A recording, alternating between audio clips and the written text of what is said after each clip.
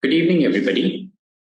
Welcome to yet another session of In Dialogue Foundation's Certificate Course in Dialogue Studies 2024-25. Today, we have the pleasure of having Professor Bindu Puri from Jawaharlal Nehru University. Dr. Bindu Puri is a professor of modern Indian philosophy at the Center for Philosophy, School of Social Sciences, Jawaharlal Nehru University. Her many publications include the monographs Gandhi and the Moral Life, published in 2004, the Tagore-Gandhi Debate on the Matters of Truth and Untruth, published in 2015, and the Ambedkar-Gandhi Debate on Identity, Community, and Justice, published in 2022. Her most recent book, titled Gandhi for the 21st Century, Religion, Morality, and Politics, is co-authored with renowned Professor Mrinal Miri. You're welcome, Professor Puri. You have up to 2 hours for the talk, including the Q&A. So it's totally your class and up to you, however you'd like to conduct it. Over to you, ma'am. Yeah, so good evening. So actually the most recent book is on Tagore. It's currently with Routledge UK. And we are just in the process of the proofs now. Should be out in about a month. So now what I'm speaking about today is on based basically on the work I did for the Sri Aurobindo book that I did, which is now translated into German, and from the book that I'm currently doing for UK Routledge, which is just about to come out on Rabindranath Tagore.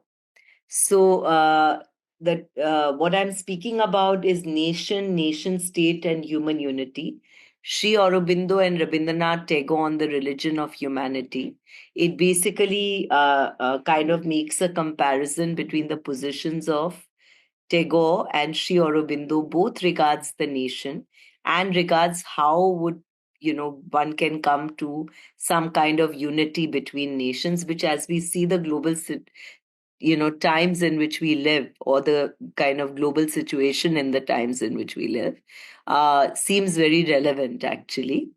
So Sri Aurobindo also speaks about the nation state, the ideal of human unity. Whether Tagore had read Sri Aurobindo or not, but his arguments against the nation state come fairly close to Sri Aurobindo's position on the state. That here I'll try to bring out these similarities and also discuss their positions on human unity.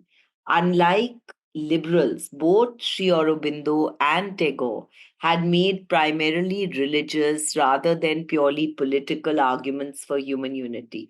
But then, if we take religion in the sense of the organized religions, then we would be really off the mark, because both of them were talking outside of any sectarian religion.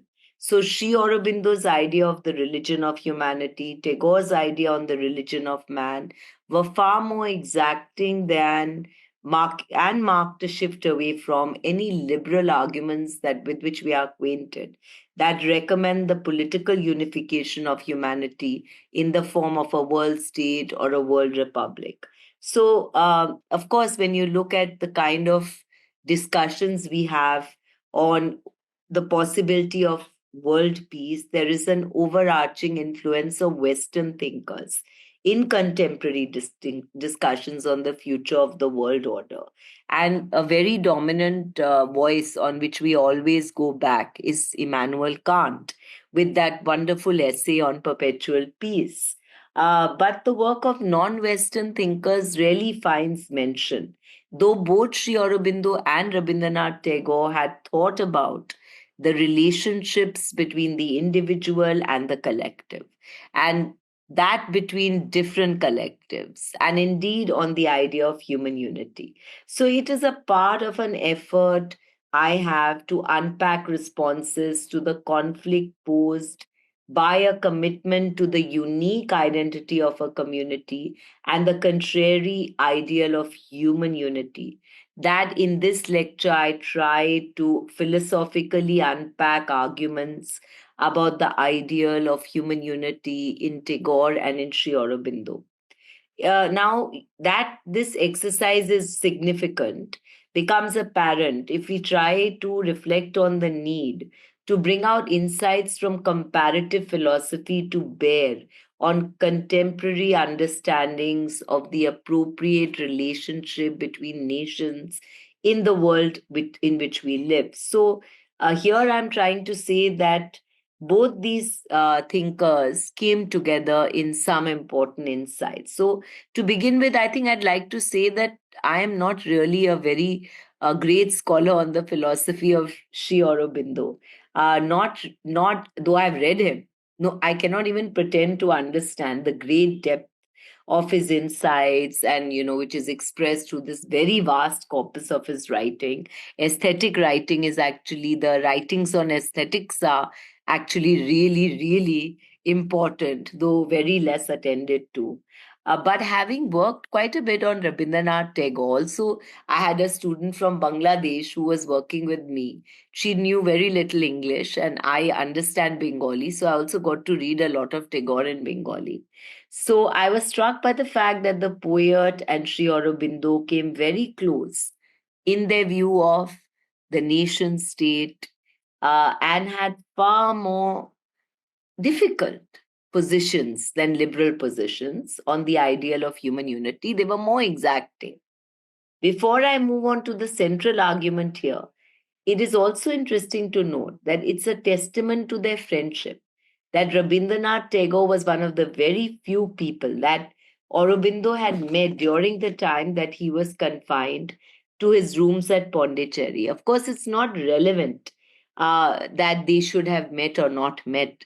As Richard Sorabji has argued in Gandhi and the Stoics, it is not important that thinkers should have met or even read each other um, for their positions or the comparisons of their positions to be philosophically fruitful. Richard Sorabji has drawn wonderful parallels between Gandhi and the Greek Stoics, which help us to understand the nature of human virtue. In a similar way, it's not relevant to a comparison between uh, on the idea of human unity between Tagore and Sri Aurobindo, that they must have met or that they should be, historically connected or that they had read each other. But I make that point as a historical aside, that they actually had met. Uh, so the lecture is in three sections. The first section looks at Sri Aurobindo's insight into the ideal of human unity, which are drawn not only from his work, which I don't know if you're familiar, The Ideal of Human Unity, which was published in monthly installments in the Arya between September 1915 and July 1918, but also from his insights into the idea of evolution, more importantly, from his ideas about the possibility of the transformation of the individual society and the self as it is on earth. It's a beautiful poem called Savitri, which is, about this theme as well. In this context, you have to think that about collective evolution. Sri Aurobindo discussed this in The Human Cycle, The Ideal of Human Unity, and individual evolution he discussed in The Life Divine. However, in this lecture, I am in the first section trying to unpack Sri Aurobindo's position on the nation soul, the nation state, the unity of humanity. And in the second section, I'm going to discuss Tagore's position on the idea of the nation and his essentially religious argument for the human unity. It's very, very, I don't know if you've read it, but in the 1930s, he gave these Hibbert lectures at Oxford, right? And it was published as The Religion of Man, I think, in 1931. And very few people know that Sarvapalli Radhakrishnan was in Oxford when these were delivered. And he wrote very beautifully of the experience he had while listening to Tagore give these lectures on the religion of man. So the here in the concluding section, of course, I'll bring out the points of comparison between and difference between Tagore and Sri Aurobindo, and how together they differed from the liberals also. They are both Bhadralok of Bengal living at the same time. So they are kind of culturally also got some affinity, let's say, right? So I'm going to section 1, which is on Sri Aurobindo, the organized state and human unity, where I'm going to try to take you through the ideal of human unity.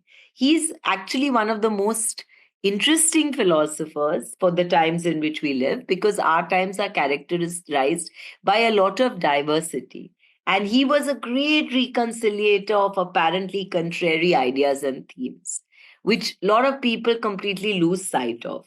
In his thinking and writing, he reconciles an appreciation of nationalism, of the nation's soul, an equivalent in Tagore's love of country, with caution about the potentiality of conflict in the idea of the state. He reconciles an emphasis on Indian culture with an equally emphatic kind of uh, emphasis on human unity.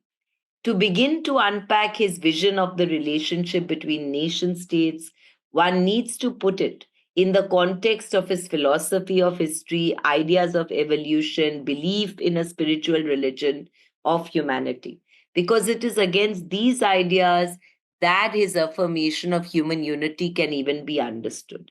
In his work called The Human Cycle, he borrows the idea of distinct psychological stages in the evolution of society from the German thinker Lamprecht. He speaks about symbolic, typal, or conventional individualist and subjectivist phases in human history.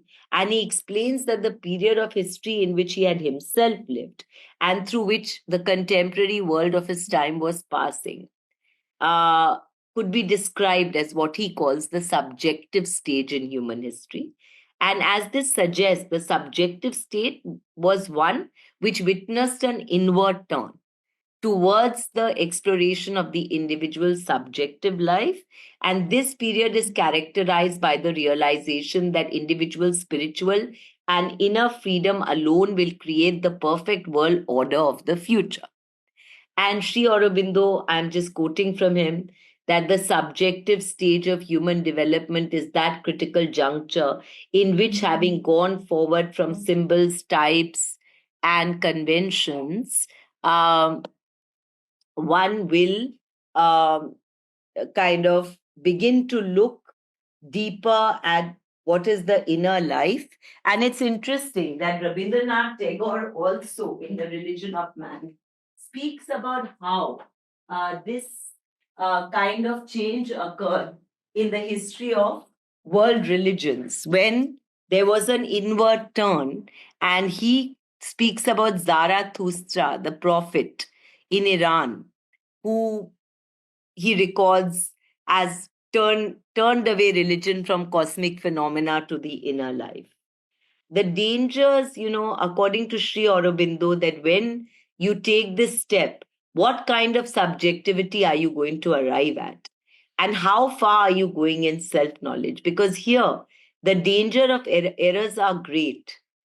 The danger of error were those of objective subjectivism, a kind of great communal egoism, similar to individualistic egoism. He warned against that, that don't take the inner turn to mean a kind of individual or communal egoism. That's really not the turn I'm talking about.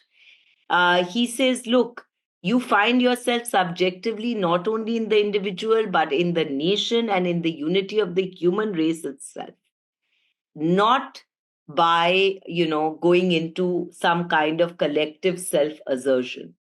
To go contrary to humanity's inner law is false subjectivism, which will cause the individual and the nation to kind of lapse into error and ego. So, if the subjective age of humanity is to produce its best fruit, nations should become conscious not only of their own, but of each other's souls. Learn to respect, to help, and to profit, not only economically and intellectually, but subjectively and spiritually from each other. So, in chapter 5 of Human Cycle, you find Sri Aurobindo makes a very important argument, drawing on the parallelism between individuals and nations. He points out that the will to be, the will to power, the will to know not only should not be egoistic, but also that so long as it is egoistic, it will never be satisfied. Why? Because he says, it will not be satisfied because you will be always in a struggle with other egoism. So it's not only a dissembling, but it's also a kind of exercise doomed to failure. So subjectivism should not be taken to mean a kind of communal self assertion or individual self assertion. He also employed a parallelism between the individual and the nation when he made a distinction between the nation's soul and the nation's body, and also between the nation's soul body and the nation state. So, all these things, it's like a class on Sri Aurobindo's idea of the nation to think about all these terms first. He introduced a distinction between the nation soul, the nation body on the one hand, and these two together and the state. The second distinction is more important for two reasons. The first reason is that the distinction between the nation soul body and the nation states reveals insights about Sri Aurobindo's conception of the proper relationship of any one nation, which is made up of the soul, body, and state, and the world state. The second reason this distinction between the nation soul and the nation state is important that it is important to the present lecture where we are making a comparison between Sri Aurobindo and Tagore, because Aurobindo comes close to Tagore's critique of the nation state and the distinction Tagore had made between the country of your birth and the nation of the West. So Tagore said, look, the kind of political organization which is adopted by the world is nothing but the nation of the West, which is really very centralizing and homogenizing. And you know, when you read Benedict Anderson's wonderful book, Imagined Community, then almost a century later, you find a similar argument from Anderson that this idea of the nation was born somewhat at a particular time in Europe. It became a module and it was transplanted all over the world in very different circumstances without any critical thinking. So that's really Tagore's point on the nation. And Sri Aurobindo comes close because he also critiques the idea of the state. So to begin with this first point, what is this whole distinction? This distinction between nation, soul, body, state. So Sri Aurobindo says, look, the individual has a body and a soul. In a real identity of nature, there is a distinction between the nation soul and the body of the nation. He says the nation or society, like an individual, has a body, an organic life, a moral and aesthetic temperament, a developing mind, and a soul. One might say, like an individual, like the individual, the nation is a soul, it is a group soul that has a distinctness. It becomes more and more self conscious and it expresses itself in different ways. It develops its corporate action and mentality and its organic self expressive life. But what about the body? The body of the nation is its geographical, outward, and materialist aspect. The passion for the land itself in which you dwell, the land of your birth, what he writes, country, patria, Vatalan, Janmabhumi, he says. And Tagore also had a great love of country, which the trees, the sal trees, the rivers, and so on, the geographical aspect. Given that he had a deep appreciation of diversity, Aurobindo appreciated the uniqueness of each community expressed in its nation soul, that is, culture, language, belief, and way of life. The nation soul, he said, and I'm quoting him, is the living collective unit of humanity, and it is a kind of shared collective belonging of a people. The ties in such a group could be based on shared culture, language, race, or only upon a historical national sentiment, even if there were all kinds of differences between the members. Sri Aurobindo made the distinction between nation's soul and nation state very, very clear. He was very clear about this. He says, look, the nation is a persistent psychological unit which nature has been developing throughout the world in the most various forms and educating into physical and political unity.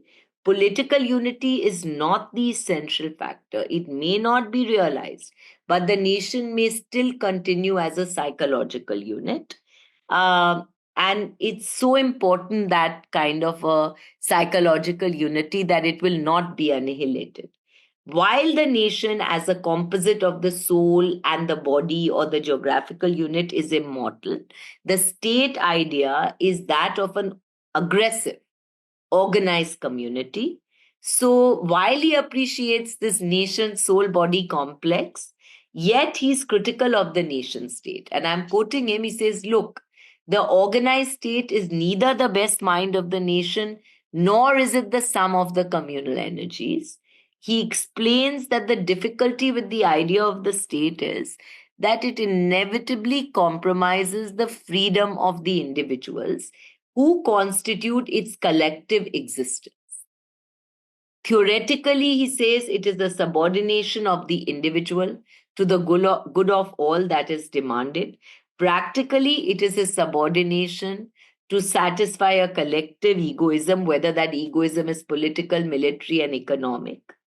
And also, the great mass of individuals are kind of subordinated by a group of ruling persons who are somehow supposed to represent the community. That's what Sri Aurobindo says about the state. So he realized that though the state calls upon the individual to give up freedom over his or her activities for the largest good of all, this is not always secure. And I'm quoting him again, he says there is a great deal of organized blundering and evil with a certain amount of good. So he's critical of the claptrap of political parties, skeptical about the political class, and very interesting. Tagore also writes Ghare Bahre. I don't know if you've read The Home and the World, where there's this character of the politician Sandeep, who's very unscrupulous. No, so he kind of, these two thinkers share a skepticism about the commitment and self-acclaimed righteousness of political leaders in the Indian freedom struggle. Another point on which they come close is that they both say that we prefer to put faith in the individual as opposed to the political unity of the nation state. Reiterating almost the very words spoken by Tagore, Sri Aurobindo also says that it is, quote, it is this energy of the individual which is the really effective agent of collective progress. The state comes sometimes to aid it, but often it stands in the way also. Again, sharing insights with Tagore's later and much more cited critique of the nation of the West, Sri Aurobindo is clear that organized collective egoism would lead the state to prey upon individuals and classes within, as upon weaker nations outside the state.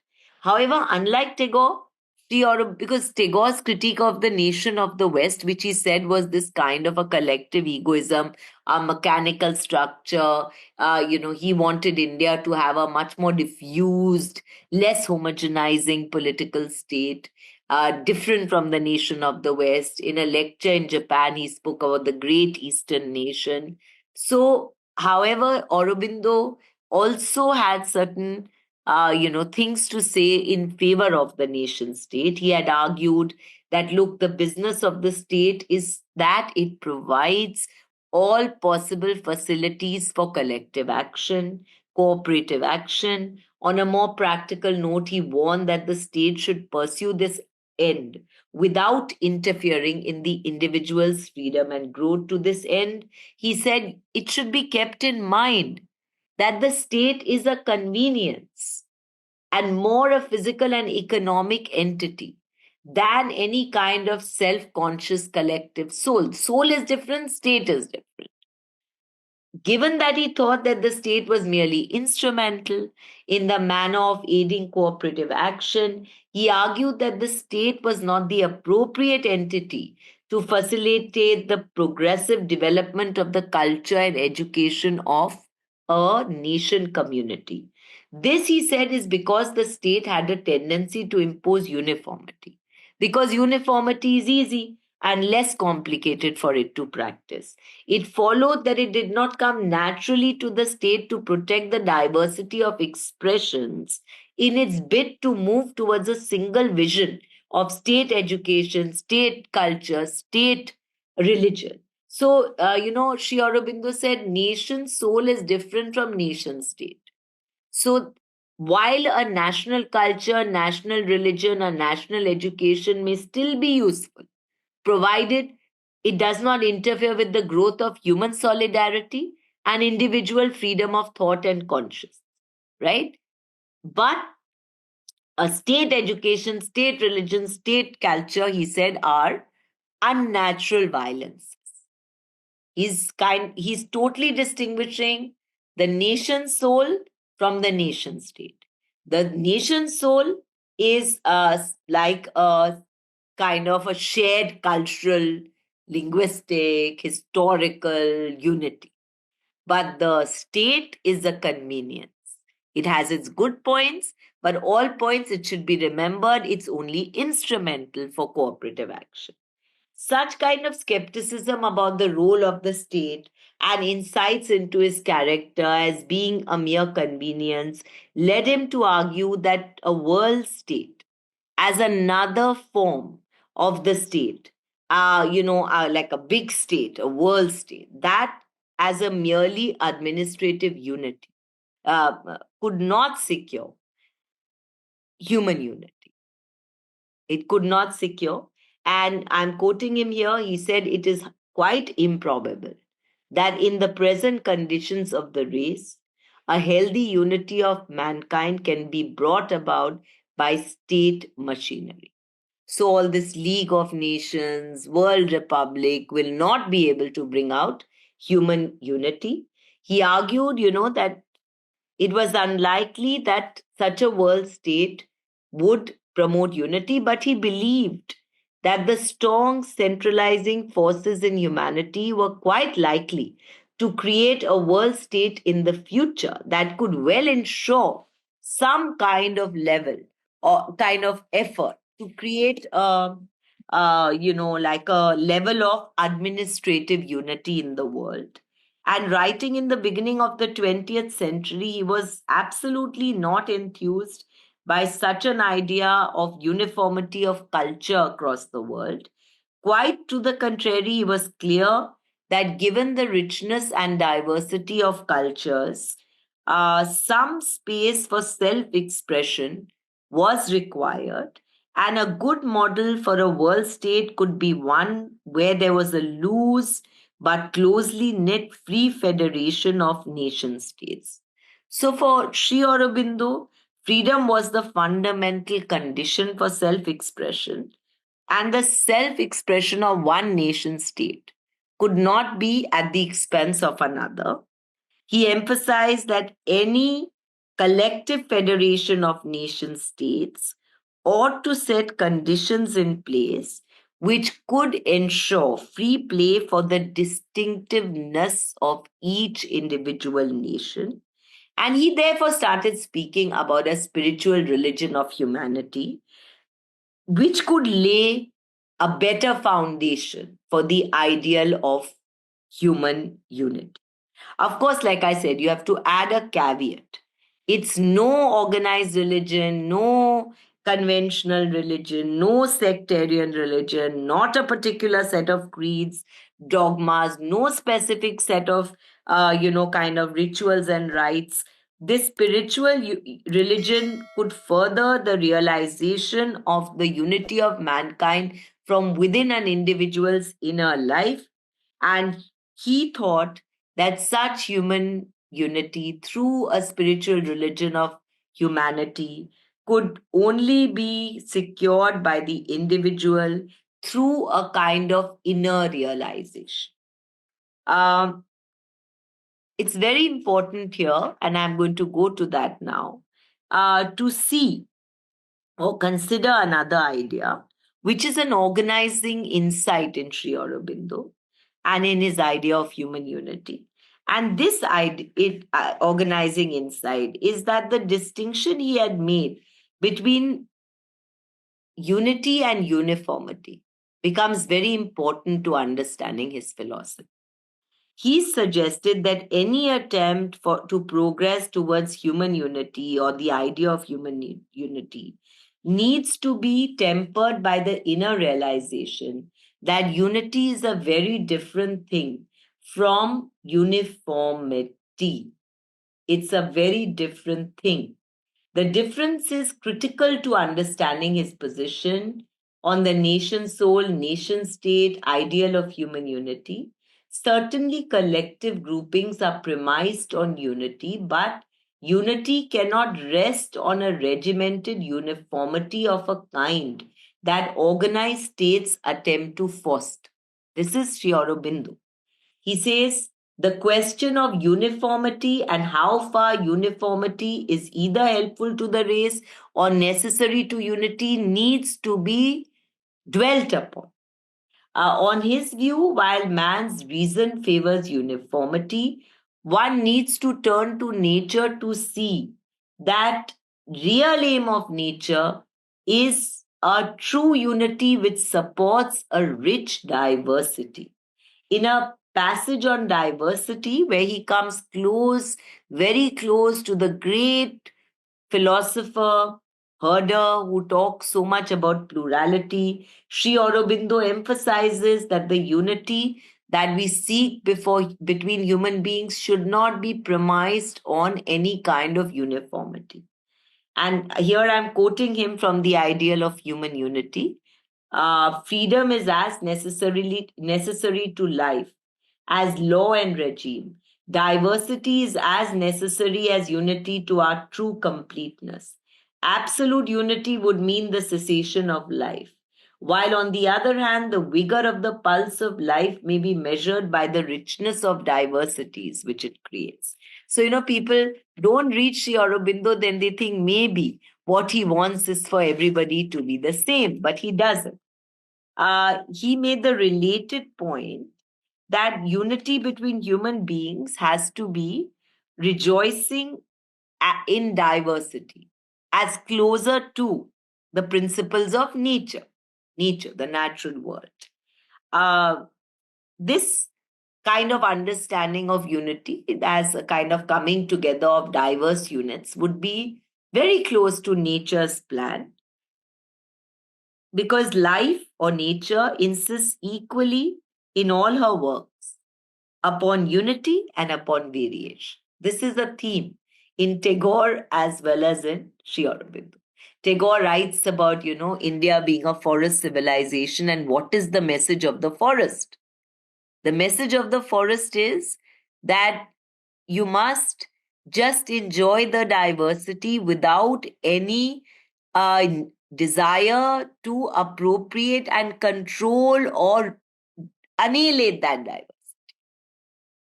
So he had argued that this effort to impose order and regimentation in order to get rid of disorder, strife, and waste would lead to the distortion of human nature itself. And here, if you recall Kant in the famous essay on the Enlightenment, which I'm sure you've read, Kant says that the original vocation of the human being is to be free in the public use of his or her reason. And in this context, Kant had said that no church could ever bind a congregation to an unalterable creed, because depriving an individual human being of freedom in his or her public use of reason would go against the original vocation of a human qua human being. It is significant to emphasize, if only to bring out how the idea of human unity in Sri Aurobindo was so different from the world state proposed by the liberals like Kant, that while Sri Aurobindo stressed upon individual freedom to reason, he was sensitive also to a somewhat contrary insight, one that realized that an argument driven by the Enlightenment's appeal to human reason and the related notions of universalizability could lead to demands of uniformity. Striking a contrary note to Kant's seminal essay on the Enlightenment or the meaning of the Enlightenment, and the idea that the human being really was to be free in the public use of his or her reason. Sri Aurobindo said that the inner vocation of the human being compelled him or her to express his or her soul in the language, culture, religion, and way of life of the nation soul, of which he or she is a part. Therefore, to impose uniformity, universalizability of a dictum in the name of unity would kind of distort what it means to be a human being. The ideal of human unity would be the result of an internal transformation of a human being rather than the result of a purely external arrangement. Uh, Sri Aurobindo kind of believed that uniformity gives you an impression that there is a unity. But real oneness would only come if the diversity was maintained and people were able to accept each other as different but yet the same or at another level. All this should not be taken to mean that, oh, Sri Aurobindo is so skeptical of this idea of human reason. What he is rejecting is the idea of humanity as a single race of beings with a common life. That's what he's rejecting. But he has an alternative conception of humanity as an association of free nationalities. What are these nationalities? Nation, soul, culture, history, way of life, language. These are the free nationalities. So he said, look, and I'm quoting him, a free world union must in its very nature be a complex unity based on diversity. He suggested that the appropriate relationship between nation states should be based on some kind of process of interchange and assimilation between individuals, between communities, and the totality of humankind. However, he also reiterated that this principle of free and harmonious mutuality could not be secured purely by administrative means. It needs to be based on a real spiritual, a psychological unity. It's a change in the way we look at each other when we are different from each other. And this really, he felt that the highest active ideal of humanity spiritualizes itself and it becomes a kind of inner law.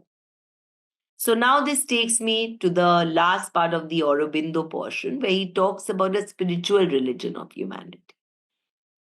So he's already said that, look, human unity is not going to be affected if you impose a homogeneity or uniformity on people. It's not going to be affected if you make a world state. It's not going to be affected. But it could somehow get real if there's a spiritual religion of humanity. But like I said, this is no sectarian argument. He's neither talking about any particular religious tradition, nor is he drawing from a Rawlsian sort of overlapping consensus between different religious traditions and take out one common essence. No, he's not doing that. He makes a distinction between the spiritual and the religious. He says the higher spirituality moves in a free and wide air, far above the lower stage of seeking, which is governed by religious form and dogma. It does not easily bear their limitations, and even when it admits it transcends them. But man does not arrive immediately at the highest inner elevation, and if it were demanded from him at once, he would never arrive there. At first, he needs lower supports. He must ask for some scaffolding of dogma, worship, image, sign, form, symbol, on which he can stand while he builds up in him the temple of the spirit. So he thinks that a spiritual move inwards would lead to a subjective turn, and human beings would be able to realize that while their diversity is so rich, there's also a oneness. It's certainly true that Sri Aurobindo had drawn from, ancient, whatever Vedic tradition which he had believed in, but he had also critically engaged with and radically reinterpreted that tradition to form his own unique idea of a spiritual religion of humanity. You may note, for instance, that while he drew from the non dualism of the Vedanta, he also rejected its most important doctrine, that of Maya, illusion, which confirmed that empirical reality is an illusion when considered in the light of or from the standpoint of absolute reality, which is called Paramarthik Satta. Quite to the contrary, you know this. He actually believed that empirical reality is significant. He says the world is absolutely real and that the Brahman's creative activity should be read like Leela, like play, like sport rather than illusory manifestation, right? As a Maya. Uh, so he thinks he kind of creates his own religion of humanity. He says there can be two ways in which you might understand religion of humanity. One is intellectual. One is like an intellectual and sentimental idea. Or the other way is to look at it as a spiritual aspiration and a rule of living. As a philosopher, a practitioner of yoga, he argued that the physical plane is only a projection of the individual's inner world. So, this intellectual religion of humanity, which is what? The rationalistic humanitarianism of the 18th century, is not really the spiritual religion of humanity. Because it would not be able to effect an internal transformation and make human beings accept and recognize a real unity between man and man. He recognized that humanitarianism had encouraged human beings to realize that man must be sacred to man no matter what creed or whatever religion they believe each man might be believing in. But he thought that this intellectual religion, that is humanitarianism, had been obliged to mask its true character as a religion. So it had been unable to focus on the inner life of man and overcome the egoism of individual class and nation, which was the enemy of all real religion. In contrast to humanitarianism as an intellectual religion of humanity, Sri Aurobindo spoke of this spiritual religion as very, very important to make for this inner change within the human being. And this kind of, he thought that this religion would be against oppression, cruelty, exploitation. It would become a living reality. How? Through a process of self transformation.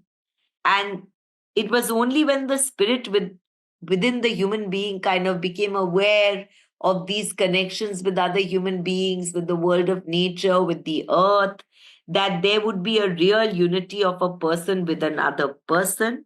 And he explained that such a religion, spiritual religion, which focused on an individual's inner life, would be able to effect an inner transformation.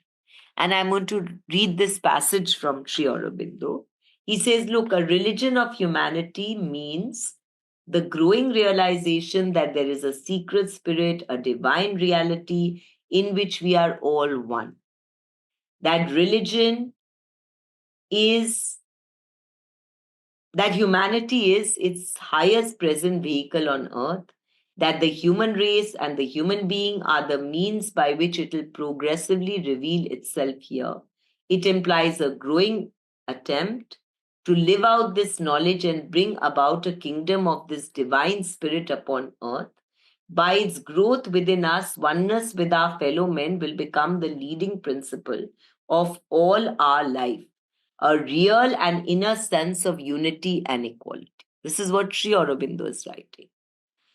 In this connection, he often referred to the vivacity of spiritual life of which we get glimpses in Ved, Upanishad, Buddhist literature, and certainly he drew from all these different kinds of, um, let's say, works that he had read.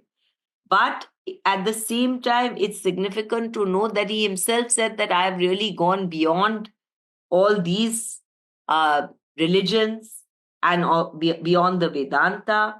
He had critically engaged with the Upanishadic tradition, drawing implications for a spiritual religion of humanity, which was different from classical Hinduism as it was from any other organized religion. So I'm just going to speak about three distinct elements in Sri Aurobindo's spiritual religion of humanity in terms of the significance of that religion for this ideal of human unity, from which, of course, the world seems to be going pretty far, right? You have to bear in mind that both Tagore and Sri Aurobindo were insisting all along that if there is an insistence on uniformity, there will be no unity.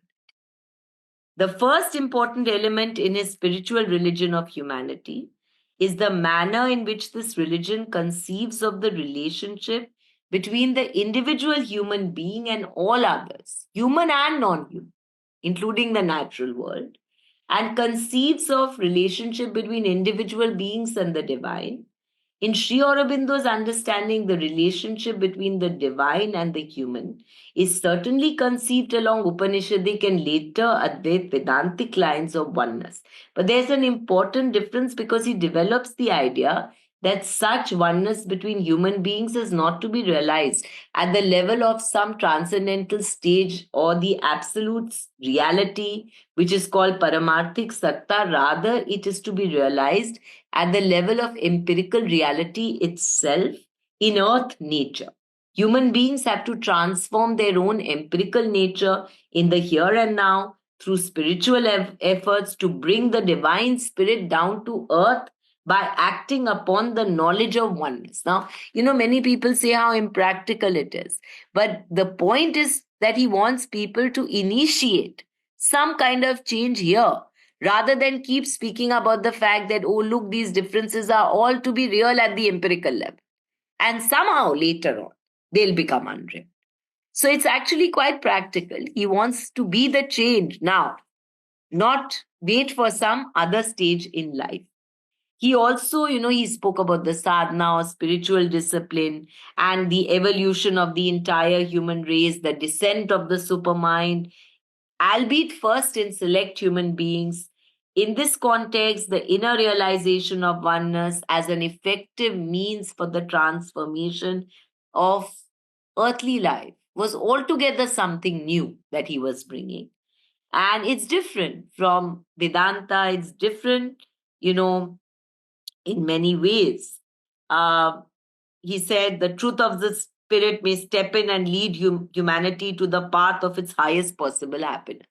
It's actually entirely like a metaphor which exhorts you to make a change in earthly nature in the present rather than postpone it for some other level of being where you are supposed to arrive once you're out of the earth. The second element in his religion was that of a positive and practical affirmation of the divine potential within the empirical nature of the human being as he or she existed on earth in mortal life. So there is this kind of practical affirmation of divine potential.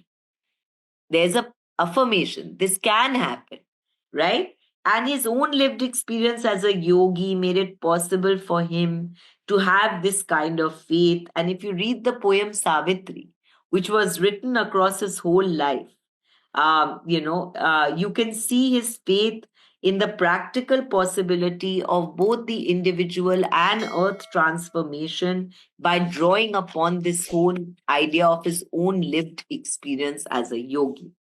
And if you look at this epic poem, Savitri, there is the adaptation of a story from the Mahabharata where a young woman defies Yam to bring back the soul of her husband back to earth.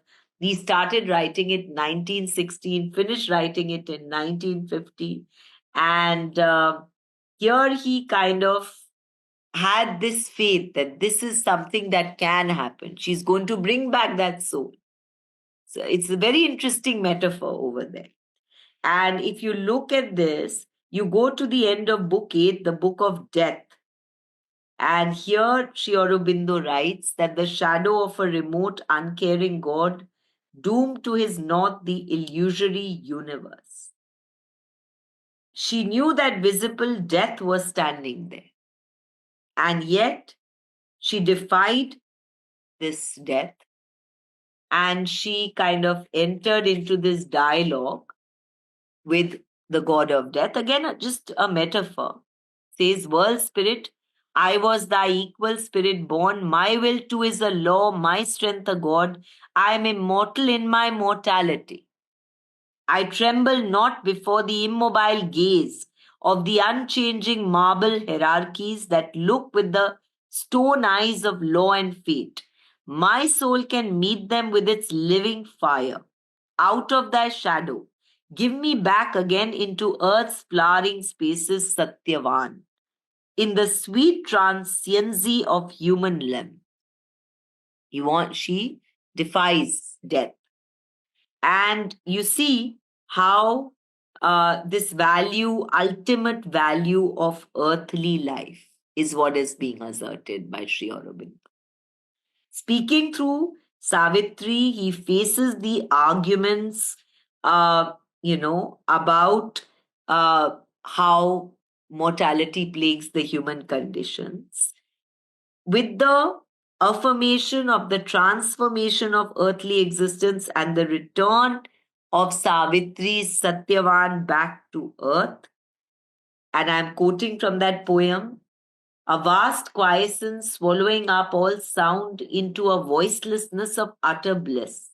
Even matter brought a close spiritual touch, all thrilled with the immanence of the divine. And eventually, he comes back into the terrestrial scene. The third element which he draws upon is really that of brotherhood between human beings. In an interesting departure from, the Indian tradition, he draws support for the modern ideal of fraternity, arguing that if you realize this meaning of oneness, you may solve the problem of unification in a deeper way from the inner truth. And it's an important move given that for centuries Hindu scriptures are being cited to support division, discriminative practices. He's drawing on the same scriptures to assert brotherhood of man. Now I'm moving away from Sri Aurobindo to Tagore on the relationship between nation states and the religion of man. And like I already told you, that he has been very much quoted on the idea of the nation. He had given these 3 lectures, nationalism in 1917, nationalism in India, in the West, and in Japan. And very broadly, let me tell you, he critiqued the nation of the West, which he said was very aggressive, a form of collective egoism, a very organizing idea. And he exhorted Japan that with your own genius, form your own idea of political organization, a great Eastern nation, which really moves from the local upwards, thereby making room for a lot of diversity. So don't look for a homogeneous state, but look for a state which is sensitive to the differences at the local level and build up from there. So instead of having a kind of pyramid structure, you have that oceanic circle kind of model. And he made a lot of very strong amount of emphasis. He laid a strong emphasis on the difference between love of country and the nation of the West. And he also spoke about this geographical unit. He often said, and I'm quoting him, my native universe, the birthplace of these morning jasmines, the lotus lake of Saraswati, which greeted me when I was a child, even as the finger touch of my own mother. He also spoke of India's mission to the world, and he also made a distinction between the concept of nation and country. Note this letter he wrote to Andrews upon his arrival in England in 1921. He said here, with all your grievances against the English nation, I cannot help loving your country. Thinks country is different from this Western nation. But his distinction between country and nation should not be taken to mean that he gave primacy to the love of country as overriding the claims of humanity. Rather, Tagore believed that love of country could be harmonious, with harmony between people who would remain distinct but interrelated. And the reason for emphasizing the point that he made a distinction between peoples and country and nation state is very, very important, because Tagore's critique of the nation has often been read as a rejection of country, of the idea of belonging to India, as a rejection of faith in the particularities of community, a rejection of what he himself called soul of India. So you have Martha Nussbaum very particularly writing about him as a cosmopolitan in the lineage of Kant and even further back, the Greek Stoics. And she enlists Tagore in a debate which he has with Anthony Paya, Amartya Sen, Judith Butler, and several others about the tensions between local attachment and cosmopolitan sentiments. And then she puts together this book, Love of Country, where she enlists Tagore to the side of cosmopolitanism, saying that Tagore really thought everybody should really be in a world union rather than have local attachments, which is really very far from who Tagore was. He often said, sitting abroad, I miss my sal trees. I miss my rivers. I miss the local Shantiniketan Avenue. So he was really very, very attached to the local.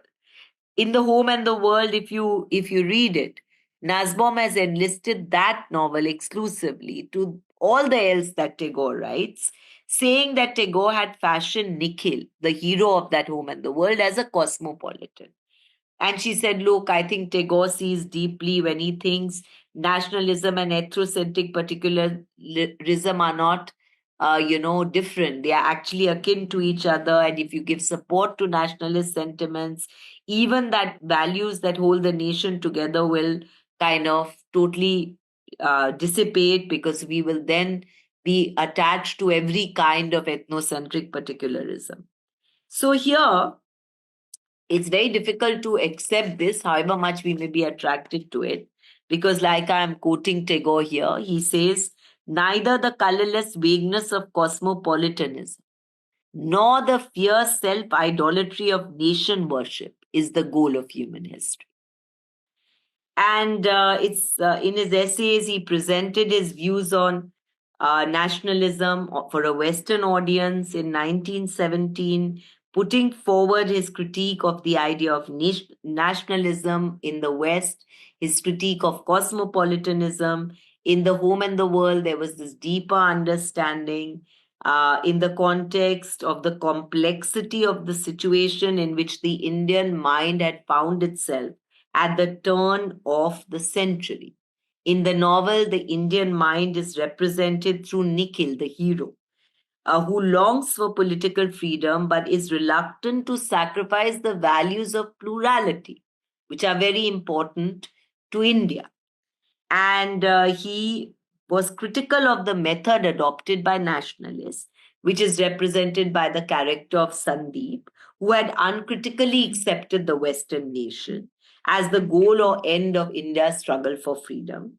It's surely significant that he did not direct his arguments against the nation fully, but against, this nation of the West, which he said was prioritizing this kind of egoism.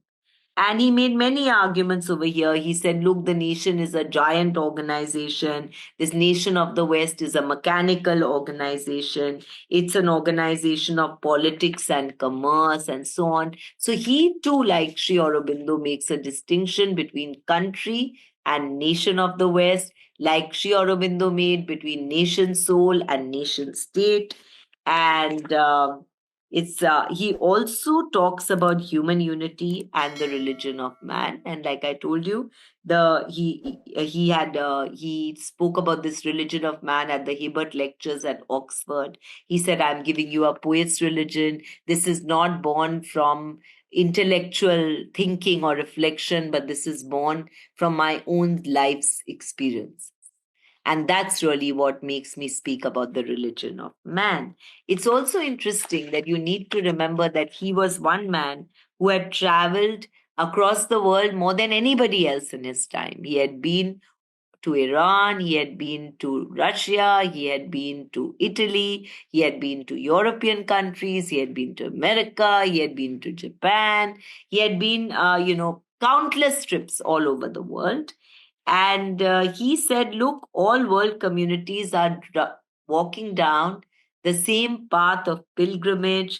And he used metaphors like that of the light to bring out the possibility of arriving at harmony between diverse peoples of the world. But his understanding of the religion of man was that it lies in realization of the unity of interrelationship between human beings and between human beings nature and between human beings nature and man as the center of gravity of your own life. And there is a beautiful passage in the home and the in the religion of man where he says, I was once standing near a window and I was seeing how rain fell on a dry riverbed. And suddenly I realized that this burning track of sorrows in my life also has a purpose. And I need to come to peace with my own joys and sorrows, just as much as I need to come to peace with other human beings and with the natural world. If I don't come to peace with all this, I am going to be destroying the work of art which I am of the Creator. I am in a divine comradeship with my God, who is a human God, and with who has tried to make a success of my life by creating it, but needs my cooperation. So I have to come to peace with my own suffering, to make a success. And he saw all this by looking at the rain on a dry riverbed. Now, when you look at his understanding of religion, a mystical conception, which he said is a poet's religion, and I, did an interesting lecture for JNU on this with all his music, because it's very much inspired by the local Baul music of Bengal, the beautiful compositions over there, uh, as much as it is by the Upanishadic philosophy.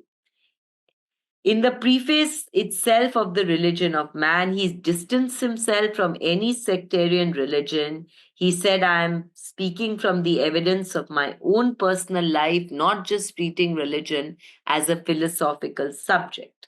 He also spoke about evolution. He spoke, like Sri Aurobindo, of the subjective turn within and how religion really had to be a moral experience, not about cosmic phenomena or about any kind of ritual and practice.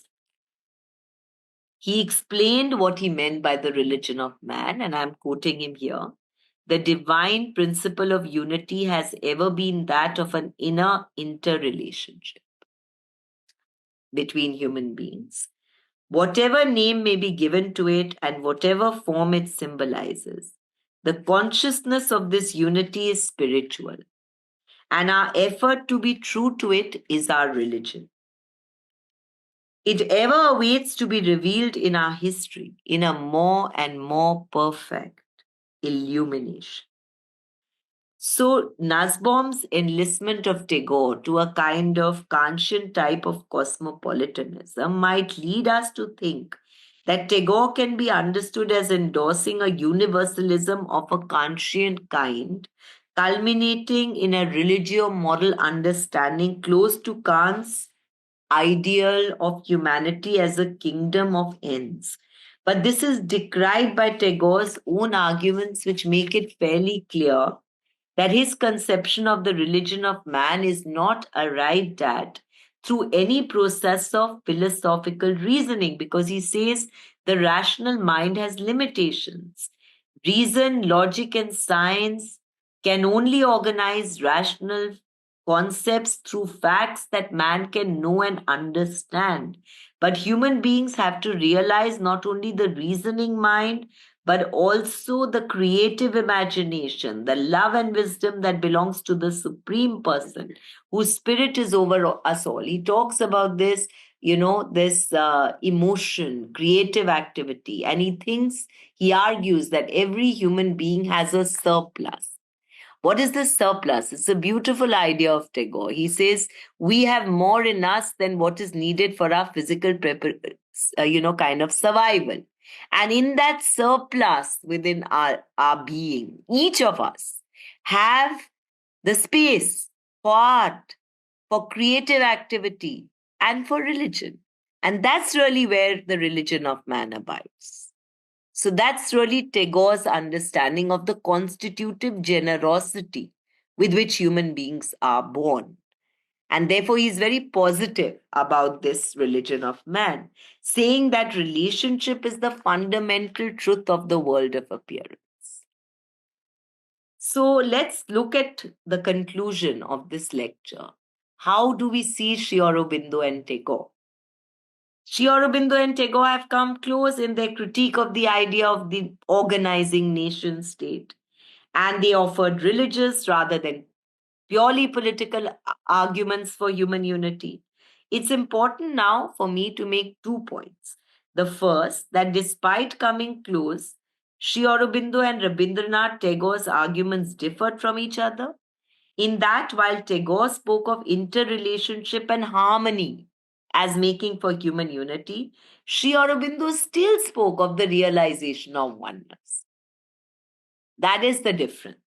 The second point is that though they emphasize different points, both of them strike a contrary note to liberal arguments that think human unity is going to be secured through a world state. Now, let's begin with this last point. You know, Kant's argument in towards perpetual peace, that what guarantees perpetual peace between human beings is nature, which makes it possible for human beings to live in all regions of the world, and will that they do so against their will and inclination. He gives arguments to explain that even against the will of men, nature uses the self-will inclination in the human being, such as the inclination to organize the self well, the state well, to force the human being to submit him or herself to the compulsion of public law. So Kant argues that the state of nature is not a state of peace among human beings who live next to each other, but a state of war. So peace has to be established and there's to be a federation of people. This idea of federalism gradually encompasses all states and thereby leads to perpetual peace. And this is practicable and this is the only way to ensure peace. But you see, no matter one needs to see that no matter how Kant may have impressively argued for this federation and world republic, as the only way for perpetual peace to be actualized, it really doesn't seem to have worked. In that, more and more, the history of the world shows that an inner change in the people that comprise the states seem to be needed for peace to become actualized in the world. And no matter how impractical Tagore and Sri Aurobindo may sound, one cannot disregard their suggestion for a turn towards the individual's inner life to locate a commitment to the ideal of human unity between human beings. And, looking at Tagore between human beings and the natural world. I don't know how familiar you are with Tagore, but there are these beautiful plays, Rakta Karabi, okay, Red Oleanders, and also the waterfall, where Muktadhara, where he tries to show that the commercial exploitation of nature as a kind of partner to economy and nation, dividing people from one another, is eventually going to destroy nature as well as the human beings themselves. So, it's very interesting how he uses poetry and the plays and drama to make the point that you don't only need to be in harmony with each other, but also with nature, and respect nature as something on its own, not a collaborator of yours, to promote the goals of your economic well-being and your collective group egoism, right? So now, what about these differences between Tagore and Sri Aurobindo?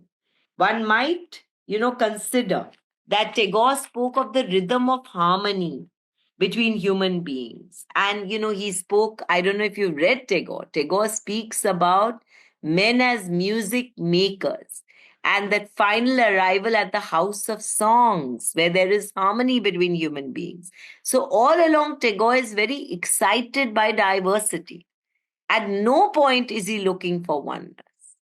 Sri Aurobindo respects diversity, but he still thinks there's going to be a magic of oneness. And that's really the difference between Tagore and Sri Aurobindo. So, you look at Sri Aurobindo, he talks about the realization of oneness through the practice of yogic states and meditation. And he says, and I'm quoting him, a spiritual oneness which would create a psychological oneness not dependent upon any intellectual or outward in uniformity, and compel a oneness of life not bound up with mechanical means of unification but ready always to enrich its secure unity by a free inner variation and a free varied outer self-expression, would be the basis for a higher type of human existence.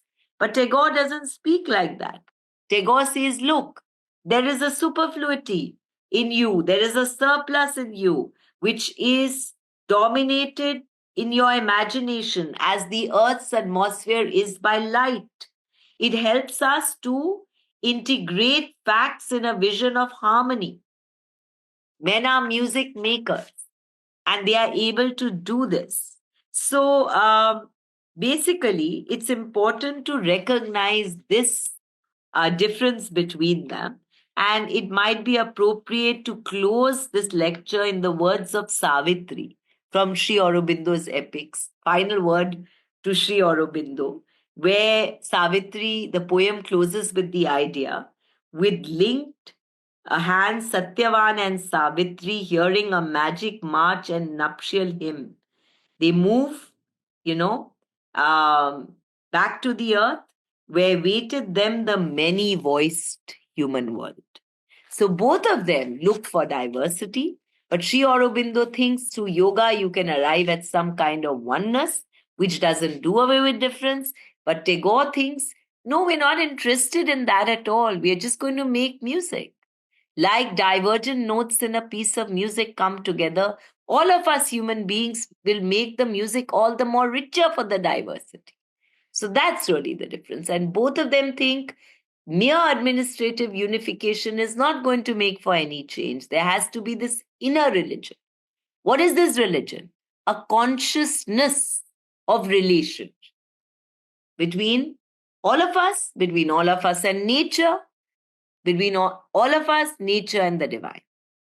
So that's very different from the liberals who think that federalism is really going to make for peace, right? So that's where I'm stopping here. Just some kind of a brief introduction to Tagore or Aurobindo on the nation, nation soul, nation state, and the ideal of human unity. That's where we are now. Thank you so much for your patience for this very long lecture. Thank you, ma'am, for this insightful talk on these two very important personalities in modern Indian history. We will come to the participants for questions and comments, of course. But before that, let me take this opportunity to ask one myself, which is, First one is mostly a comment, actually. So you talked about Religion of Man by Sri Aurobindo and how he... Religion of, and Tagore, both. Yeah, right. And how he differentiated between uniformity and unity. This reminded me of Fethullah Gulen's saying that, and he speaks of this in terms of interfaith dialogue, that we should not be using interfaith dialogue to make it a melting pot where people of different cultures and religions come together and become one, really. They should engage with each other while maintaining their original identity. So it's opposed to a unity in that way, but it's more about unity, but not uniformity. So we maintain our differences. That is going to be there always. Yet we find common grounds to cooperate and work together and do something positive for the society. So that's the idea. My question is about the religion of man by both of these personalities. So is it... are they trying to offer an alternative to organized religions, or it's mostly, spiritual, that you can remain rooted in whatever organized religion you believe in, continue to do the rituals there, whatever, continue to believe in them, and it's also possible to sort of become, believe in... I think what they are trying to say is that this is really the import of religion, and that all organized religions come close to it, as Tagore said, when they touch the Brahma in man. So they are trying to say, both of them in their own ways, that no matter what religion you follow, these religions have kind of deviated from the truth when they got lost in mere formalism, not really understanding that the true import of religion is the inner life, the moral turn with it. And when it just becomes about cosmic power, and Tagore writes sectarianism in religion is just a form of selfishness in a way, right? So you become possessive even about your God, whereas the true import of religion is really, for him, realization of the truth of interrelationship, and all religions come close to it, all organized religions, when they touch the Brahma in man. So what's really significant about religion? That's what they're trying to unpack. They're not like offering a new faith. They are saying this is how you should look at religion, whichever one you might be following. That's really how we should look at it. It's not as offering a new faith.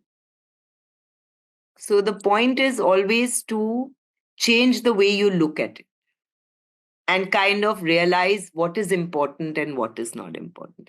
Very interesting how Tagore once, says that, my heart goes, my spirit goes out to the man who, for instance, while doing a ritual, doesn't approach the water as something of utility, but, receives the water not only in his body, but also in his soul. So if you look at rituals, like taking a dip in the water, in that form, that water, when you're taking the dip, is not just something you use, but it's literally touching your soul, because you recognize the sacredness of water as part of nature, as something with which you have a relationship. Nature and you are equal participants in divinity.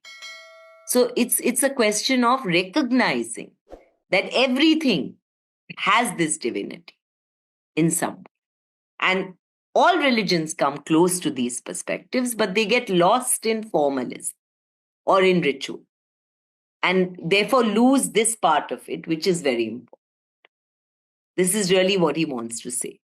And I think this is really what Sri Aurobindo wants to say too. Interestingly, Tagore actually brings the local Baul music, which is really fascinating, which I could actually play for you. I think I have it somewhere. Beautiful number of songs which bring out different aspects of his philosophy. So, he says, look, what is the self? The self is the unknown bird. The self is the foreigner. The self is the beloved. The self is in relation with God as the beloved. So it's very interesting how Tagore tries to develop this, but it's not a substitute religion. It's an understanding of the true meaning of religion, let's say. Yes. Thank you so much. Purvi, you can go next. Yes. Hi. Thank you, ma'am, for the lecture. Although, in all my honesty, it was a little condensed for all of us. But yeah. But I think I took 1 hour, 16 minutes. If I would have tried to elaborate, you would have really got tired. Yeah, right. But then, yeah, I'd like to say something here about Tagore, like how even Behzadji said, even, continuing your point of view. So I've read a lot of Tagore. I've read Oleander. I've somehow even read Religion of Men and Gora. Is most Gora is just fascinating. And I was so fascinated by reading Gora. And here I would like to say that, like you said, that he talks about this diversity even when he was in love. So he described about two loves, the love that one person has with individual and the love for nation. So even there, he was not talking about nation state. He was talking about the soul of nation, how you fall in love, the whole idea of attaining freedom and, simultaneously falling in love with the girl, with this woman. He was, very conflicted there as well. And I think we can get a point here now. All this while, Tagore has just given us this point that, the only religion is that when you attain consciousness, the Brahman, like, you spoke about, right? No, you attain the Brahma in man. That means you are abiding in your surplus now. Yeah. And you can recognize your relationship with everything. Yeah. You're not isolating yourself in your egoism. Right. So you are in everything and everything is in you. So it's like, that piece. I just want to have a relationship with everything. Yeah. Not that you are in everything. It's more like you have a relationship with everything and you are bound to respect. It's a very beautiful statement for Tagore.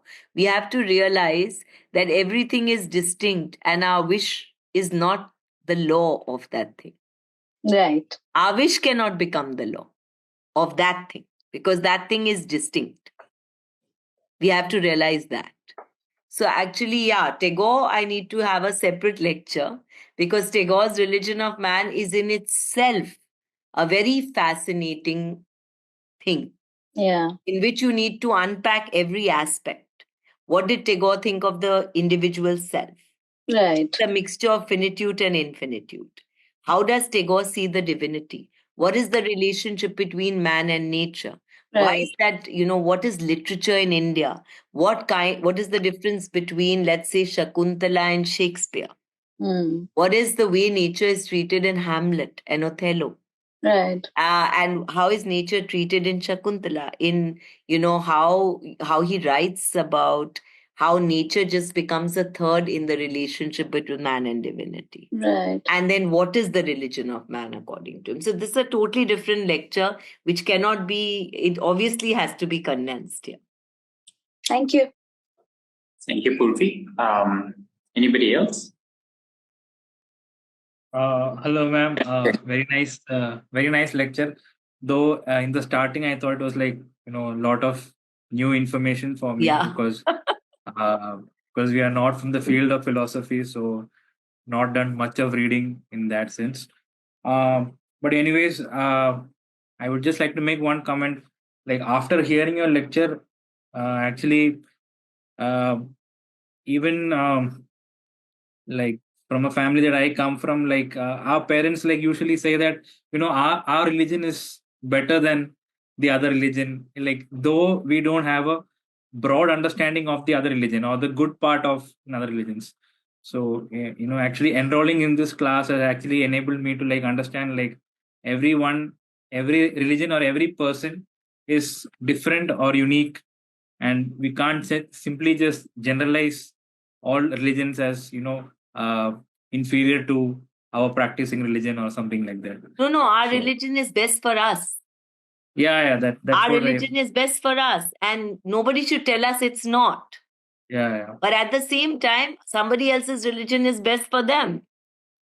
And that's how it is. And I think Tagore and Aurobindo do a very interesting philosophical exercise in reminding us that what is the true import of religion?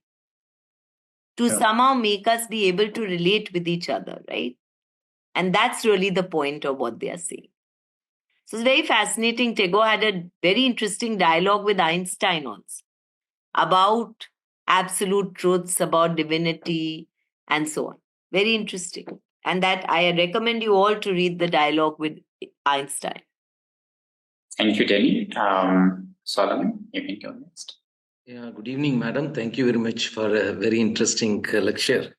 In fact, I am more influenced by Tagore than Aurobindo, but both I look at them as mystics.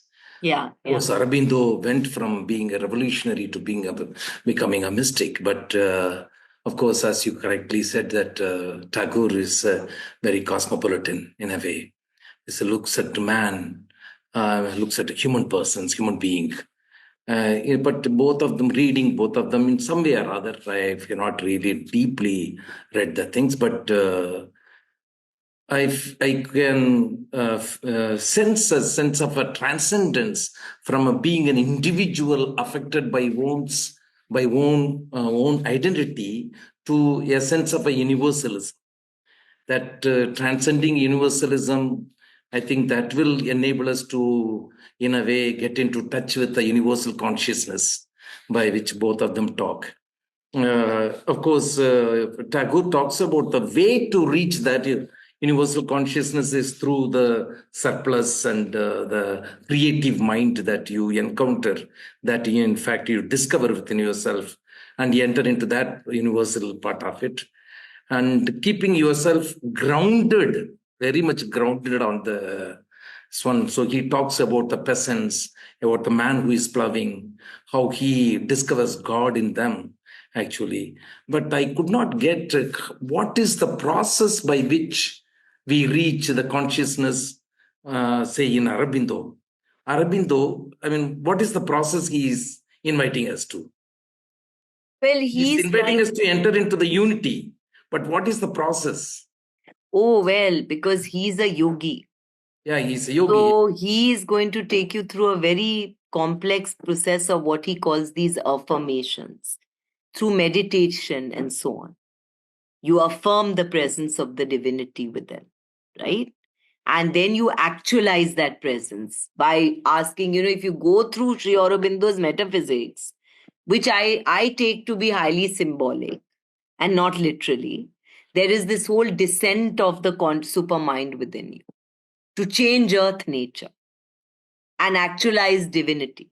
That's the kind of spiritual process he's looking for through a spiritual journey whereby you affirm the divinity. And he speaks about these 9 affirmations, different stages of meditative journey. But let's look at them as symbolic. What are they symbolic of? Many things. One, the kind of potential you have within yourself right here, within earth, not looking for, a heaven or a moksha or some other state, but what be your, possibilities right now as you exist as an empirical being. A reminder that moral life is somehow the way to be actualized in the way in which you relate to other people, right? To the earth, to yourself, not just in rituals. These kinds of, you can take these to be like insights which you are unpacking.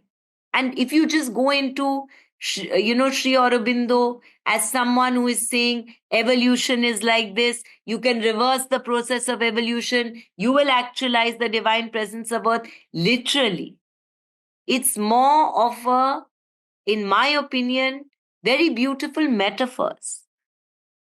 Metaphorically. This whole Savitri, the whole journey, there are so many worlds. And she brings back that soul. What does it all mean? That you are actualizing yourself as who you can be.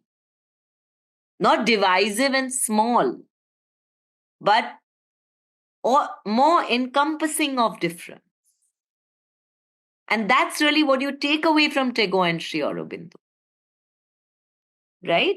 And Tagore uses all these metaphors from Baul poetry. Yeah, yeah. Beautiful imagery in the songs. Yeah, thank you. I think that's very interesting. I think I will go through that. Why is it that Tagore has, I mean, Tagore's impact is much more felt than Aurobindo's?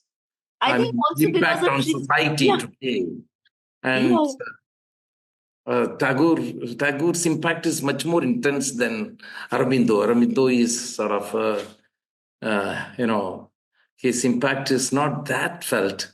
In fact, even within West Bengal, definitely it is Tagore. It is Tagore. I mean, he is our guru, Gurudev. I think Tagore. I don't know why it is, but it's very interesting. One, Tagore had a very strong cultural rooting. Look, he invented a new genre of Bengali music. He was a literator, right? He was writing stories and poems and songs, right? And Sri Aurobindo was an intensely private, meditative journey of self-actualization and self-transformation. These are end of day, really very individual journeys. But he has a huge following all over the world. And look at the schools and how much he is done to establish certain kind of more generous education, I'll say, where human beings are brought up to be more generous to otherness. And that's also, to my mind, a very important impact. How do you make that system of education, the whole idea of human personality, and the whole idea of teaching children from very young to be more generous to difference? All this is immense contribution of Sri Aurobindo, but he's a very complicated thinker. You cannot approach Did Aurobindo talk about the caste system? Yes, Sri Aurobindo, of course, he critiqued the caste system. For him, obviously, the caste system is completely unreal because he's looking for oneness, remember? He's looking for actualizing this brotherhood. That's what I said when I spoke about the spiritual religion from the same Hindu tradition. He taps into the same text and speaks about brotherhood of man. So he becomes a serious challenger to orthodoxy. Thank you, madam. Thank you, Swaran. So I think we don't have any more questions or comments. We can conclude the session here. Thank you so much. I have one question.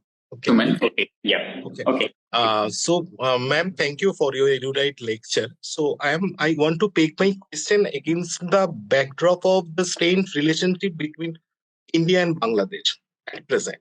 So both Aurobindo and Tagore hailed from undivided Bengal, and they ever dreamed of the undivided Bengal always.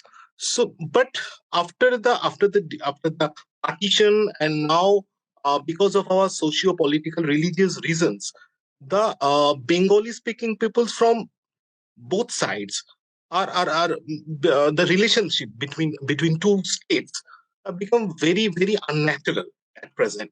Even in Bangladesh, a particular faction is claiming that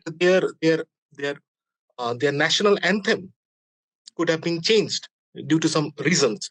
So if the both of the legends, if they were alive today, so what would be their philosophical standpoints in this situation? Well, it's quite apparent what would be. See, Tagore was the writer of both the national anthem. Exactly. And Amar Shona Bangla is an ode to Bengal. Exactly. And you've got to look at Tagore as somebody who's contributed immensely to Bengali life. No, the dance and the plays, and he was himself performing in that theater and this whole genre of Rabindra Sangeet with its pathos and its beautiful melodies, so close to nature and everything. So obviously for Everything. Tagore, it would be completely, dissembling. And remember, a lot of his zamindari was in that Shailada area, which is now in Bangladesh. It's very Yes. interesting. I had a student come from Bangladesh here to India, to JNU, to do a PhD with me on Tagore. And we learned so much from each other. And she brought so much of Bengal and Bangladesh Bengal to the thesis. And the whole thing about how he had met the Baul poets Gagan and so on while he was at that Shailada place in the Zamindari, and how close he felt to that music.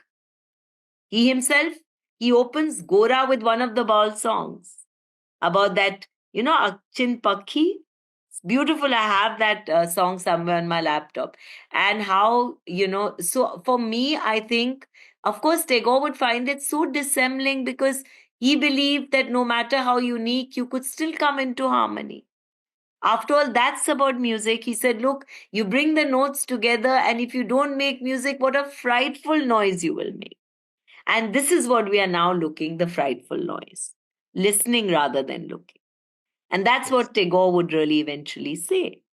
And Tagore, for Aurobindo, obviously, here's the, power within you to look at it so differently. The magic of oneness awaits you. And yet you just not able to see it. So for both of them, it's obviously eventually not only sad, but also based in untruth. Because these differences are eventually not to be looked at as divisive, because they end up making your life so much more beautiful.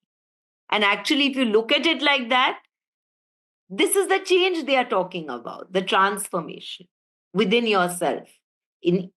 Frankly, there's this beautiful song from Tagore I always play at the end of the lecture if I'm talking on Tagore, that Ekla Cholo, which has been beautifully sung by Kishore Kumar. That you don't need to look at anyone else. Just be the change yourself first. So don't keep saying, if so and so changes, or this happens, or that happens. We should be the ones to at least change our view. That means a lot of change if each of us change. You have to not be scared. Even if everyone turns their face, you go ahead with that change. And it'll make a lot of difference if each of us individually looks at it like this. That's my Thank you, last ma'am. note always from Tagore. Thank you, ma'am. Thank you. Thank you. Yes, thank you, Suman. And thank you again, Professor Puri, for your time. And this Very happy to be there. And some other time I'll come and lecture on a theme from Tagore, only Tagore. Yes. Then she won't be saying that it was very cursory. Yeah. So always looking forward to your talks. Thank you so much. Thank you so much. Bye.